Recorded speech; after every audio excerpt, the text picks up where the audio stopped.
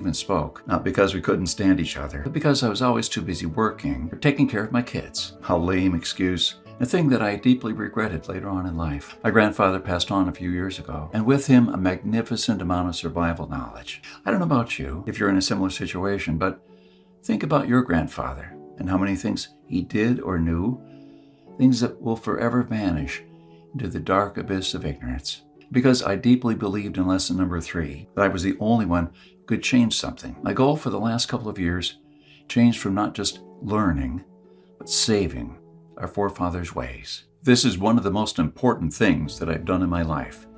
I'm proud of it. But it took me 5 difficult years.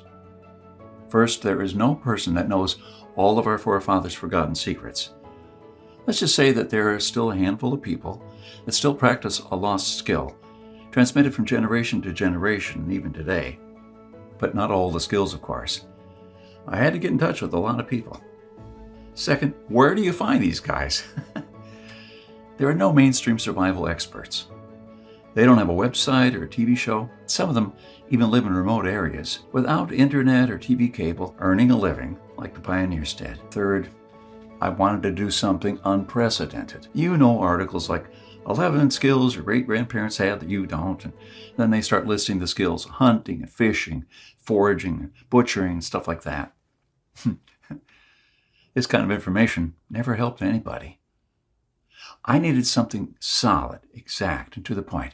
And not just skills. I wanted to know the things that they actually built, ate, and stored, exactly how they did it.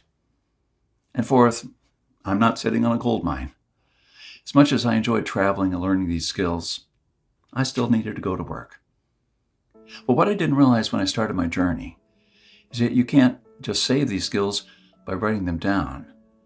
If all these writings will be forgotten in a dusty drawer right next to my bed, it won't help anybody. This knowledge will die together with me, and all my efforts to save our forefathers' ways would have been in vain. This is because all my life I blindly believed in lesson number 3, that it's always up to me. But I was wrong. In this case, it's only halfway there. It's also up to you. Today is your chance to be part of saving our ancestors' lost ways. I wanted to make this information available to every family out there without having to spend years of their lives or thousands of dollars.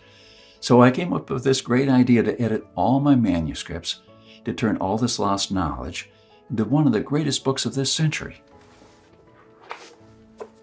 The Lost Ways, Saving Our Forefathers' Skills. As you can see, I designed and edited the book in an old-fashioned way. But most of it is not written by me personally, because I didn't want people to read a second-hand account. I'm sure a lot of information would have been lost in the process. You know, those little secrets that make a thing really work. Those little things that make a big difference. So I paid these experts for their time, and I got what I wanted. These people are not professional writers, but instead are uniquely special. They're neither the strong, badass type you see in Rambo movies, nor the ultra-rich preppers from reality shows. They're simple people who know a lost skill very well. They're smart, shrewd, and wise enough to survive for months or even years in the world's most remote places. Here's just a glimpse of what you'll find in the Lost Ways. You'll discover the lost remedies used by our ancestors for centuries. And I'm not talking about rare and complicated insights that only a botanist knows. I'm talking about plants that grow in your backyard or around your house.